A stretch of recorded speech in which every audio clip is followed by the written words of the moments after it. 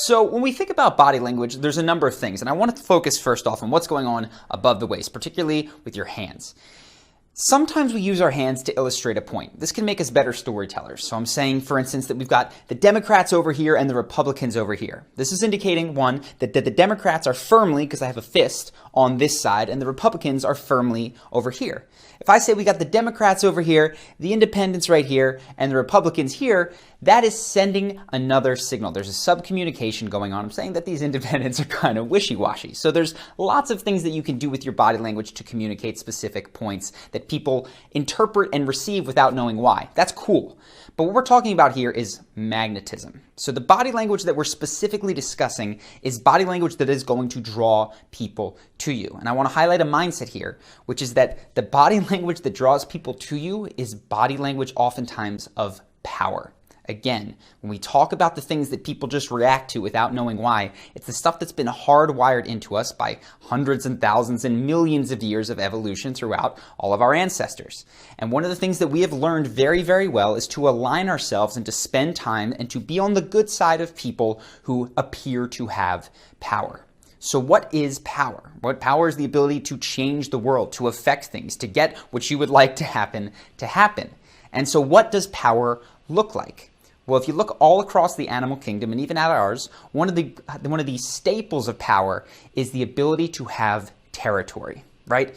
Tigers have territory, monkeys have territory, humans have territory. If you think of the boss that has the corner office, that is huge real estate. That's some serious territory. We have our houses that are massive. The more space that one has and the more comfortable one feels in a space is a sub-communication of that person's level of power. So the question becomes, what's your territory? And I don't mean your house, and I don't mean your school, and I don't mean your neighborhood. I mean, when you move through the world, where do you feel comfortable? Because the cool thing about this is that this isn't like we have to have a war for territory. There's territory all over me here, but most people are afraid to venture out here. They won't go over here. They can't go in front of them. They can't go behind. And this is really where body language is most powerful. When you realize that the difference between this gesticulation and this one is a signal of how much power that you have in the world, that is going to make people much more drawn to you if you are comfortable doing this. I've mentioned this before in videos on YouTube. This is huge. Is the bar over there or is the bar over there? That's two very, very different signals. And what I would encourage you to realize is that you need to get out of the box. Most people, and I'm stuck because I'm on camera, I am literally in a box right here, so I can't do as much gesticulating as I might. Most people are in a box here where they have their elbows glued to their lats and they kind of make motions within here. This is their box, this is their territory. If you simply detach your elbows off your side and begin to make motions out here, potentially some in here, that is going to signal to the people around you that you have much more power. So that's the first thing, is to get comfortable taking up more space, get your elbows off your sides, and gesticulate more widely. That's number one. Second question is, how should you gesticulate? Because there's a couple of ways to do this. You can talk, one person that I know who does this is Jordan Peterson. He kind of has this looseness to his gesticulations, and he talks like this. A lot of academics tend to be a little bit more loose, and they put their head down and they walk around. It can make them seem a bit more cagey. Another way that people speak, if you think of a military drill sergeant, is it's very rigid. Every move has a start point and a stop point, and it's clear. Each of those has its place. I want to give you an example.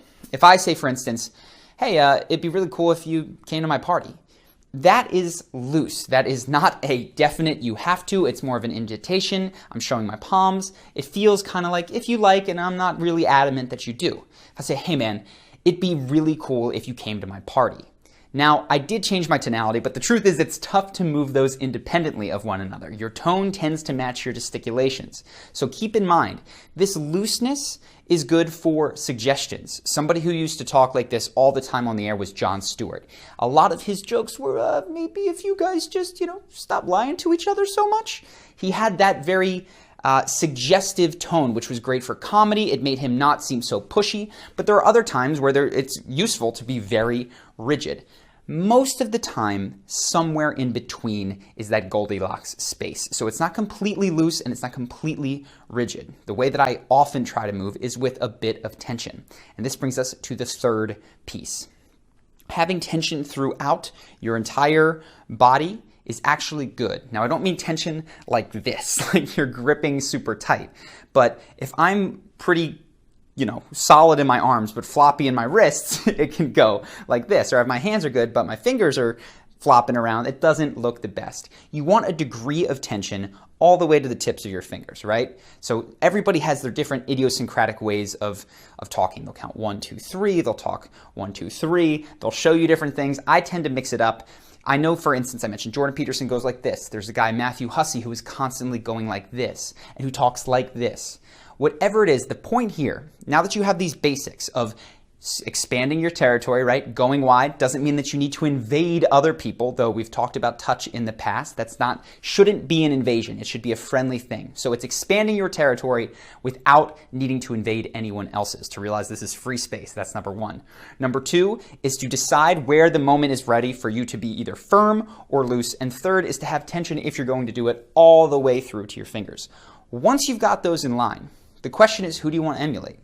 Who has a speaking style that you like? Because what I started to do when I was first doing this was I would just pick up people's little idiosyncratic ways of speaking. This, I don't remember where I got it. I do this a lot. I saw someone do this and I was like, oh, that's pretty cool. So I do that now. The way that I count is based on people that I saw. The hands open here. I think that it might even be a Tony Robbins thing.